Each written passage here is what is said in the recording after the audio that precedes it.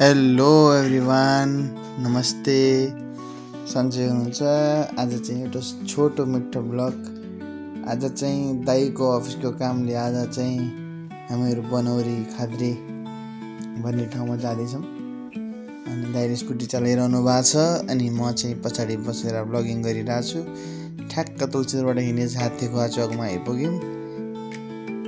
अनि त्यहाँ पछाडि सिधै अब हात्तीखोलाको ओह्रालो झरिरहेछौँ। कारले ओभरटेक गरिरहनु भएको छ हामीलाई। सिधा गइरहेछ। अब चाहिँ हात्तीखोलाको ओह्रालो झरिरहेछौँ। यो चाहिँ बुलेटको सोरुम हो।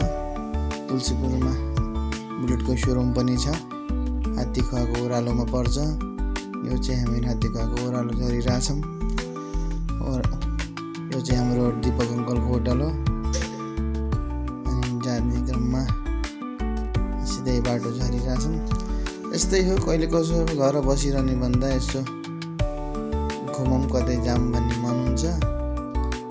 अनि यस्तो हिँडिराख्ने क्रममा चाहिँ हामीहरू चाहिँ ठ्याक्क कालो खोला पुग्न लागिसकेका छौँ। कालो खोलामा पनि हल्का ट्राफिक हुन्छ।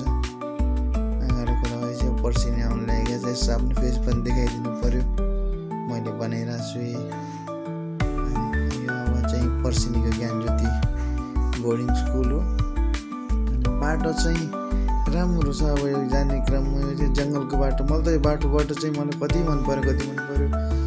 जङ्गलको बिचमा पुरै एउटा बाटो बनिरहेछ। रहेछ अब यो।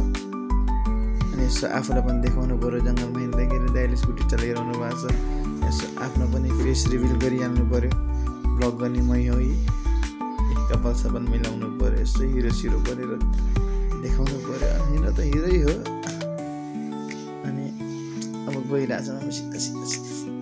बाटो पनि धेरै लामो रहेछ। म त छिट्टो पुगिन्छ भनेको त्यो धेरै अफ रोडिङ अलिकति मात्रै हो। पिच बाटो भनेको पुरा अफ रोड जङ्गलको बाटो। अब यो गाउँको वाइब आउनु लागेको। गाउँको वाइब कति शान्त छ पुरै। यस्तो घाम पनि निक्लिरहेछ।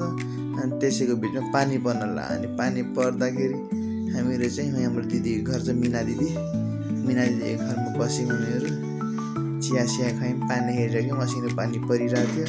जाने बेला मिना दिदीलाई बाय गऱ्यौँ, भान्जालाई चाहिँ बाय गऱ्यौँ। भान्जीहरू भित्रबाट हेरिरहेको थियो। दिदी भान्जी चाहिँ हुन्थ्यो। दिदीले फेरि आउनु भाइहरू आएपछि धेरै खुसी लाग्छ भन्नुहुन्थ्यो। त्यही हामी दिदीको घरबाट हिँड्यौँ। आफ्नो काम पनि भयो। अफिसियल काम चाहिँ मैले रेकर्ड चाहिँ गरेन।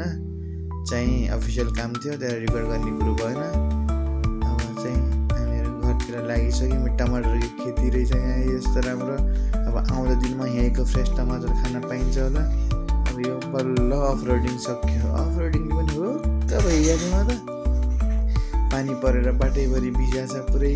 असिनो पानी पर्यो जानु। अनि गर्ने क्रममा ठ्याक्क अब बनौरी खाद्री सकेपछि बनौरी आउन लागिसकेका छ हामीहरू। बनौरीको यो वडा नम्बर 4 वडा कार्यालय हो यो। त्यहीबाट सिधा त्यही बाटो आयौँ हेरिराखेर। अनि गाउँलाई हेर्दै रमाउँदै हिँडिरहेको थियौँ हामीहरू। दुई भाइ गफ गर्दै मजाले के छ कसो छ हालखबर भन्दै हिँडिरहेको थियौँ। लास्टमा ठ्याक्क बजार आइपुगेपछि मेरो ब्लगिङ सकिन लागेको। अब चाहिँ फेरि अर्को ब्लगमा भेटौँला। यस्तै ब्लग हेरिरहनु, सेयर गरिरहनु। यस्तै हजुरलाई राम्रो